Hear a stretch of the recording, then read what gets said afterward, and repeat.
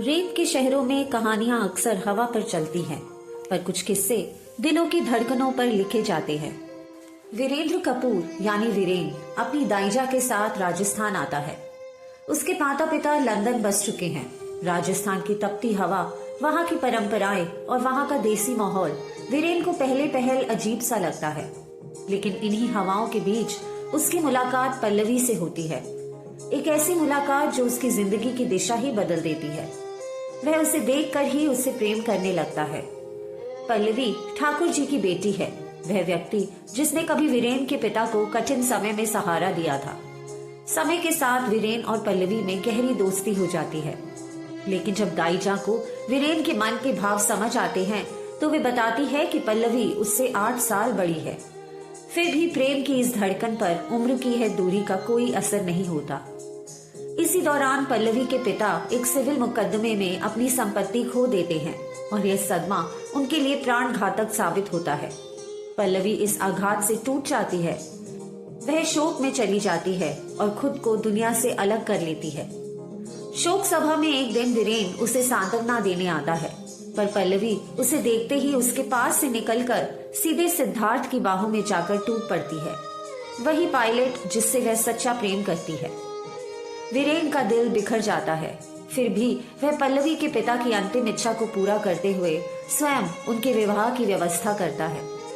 अपने प्रेम को मन में दबाकर वह लंदन लौट जाता है। पल्लवी को खुश देखना ही उसकी सबसे बड़ी चाह थी। लेकिन किस्मत को तो कुछ और ही मंजूर था। विवाह के 1 वर्ष बाद सिद्धार्थ और प्रेग्नेंट पल्लवी एक भयावह दुर्घटना में अपनी जान गंवा देते हैं।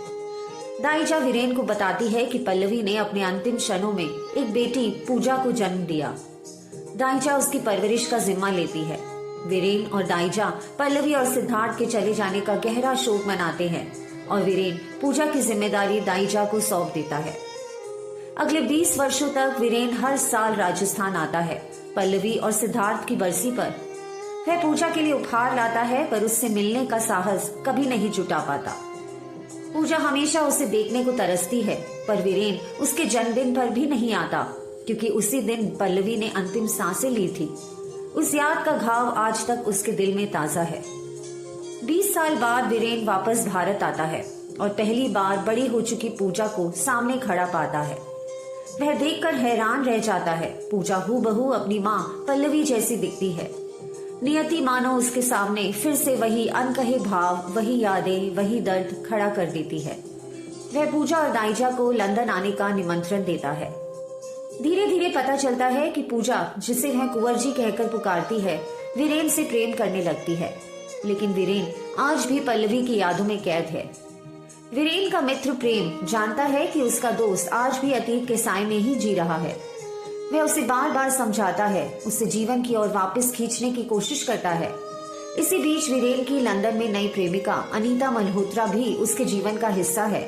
वह वीरेन से सच्चा प्रेम करती है, पर यह भी जानती है कि वीरेन का दिल अभी तक पल्लवी को नहीं भूल पाया है। जब पूजा और दाइजा लंदन आती है तो अनीता पूजा को देखकर हैरान रह जाती है। उसके सामने जैसे पल्लवी की प्रतिछाया खड़ी हो। वह डर जाती है कहीं वीरेन पूजा की ओर आकर्षित ना हो जाए। पूजा का लगाव बढ़ता जाता है, जबकि प्रेम की खुशी और चिंता दोनों गहरी होती जाती है। वह जानता है कि पूजा का दिल सच्चा है, पर वीरेन अभी तक खुद से साफ साफ नहीं पूछ पाया कि किससे प्रेम करता है।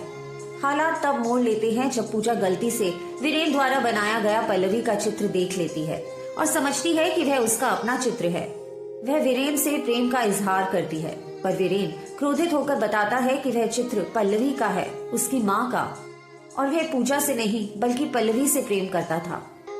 टूटी और अपमानित पूजा भारत लौट आती है।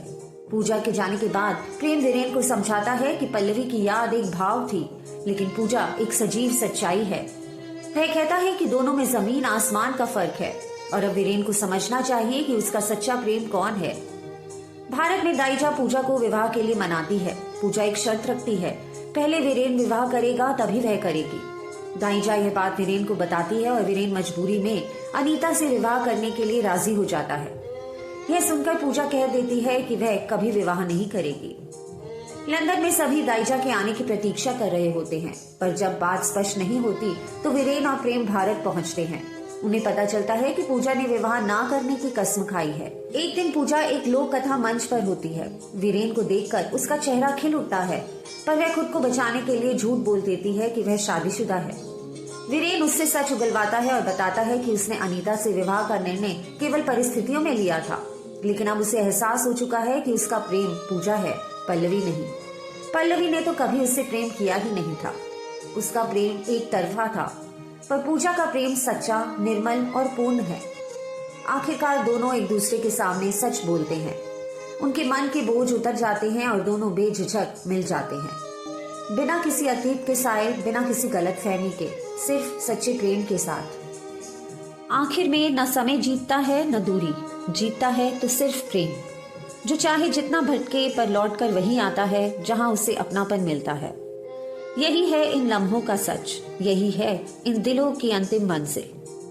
आपको आज की कहानी कैसी लगी नीचे कमेंट्स में जरूर बताइएगा और इस चैनल को लाइक, शेयर, सब्सक्राइब करना ना भूलिएगा। धन्यवाद।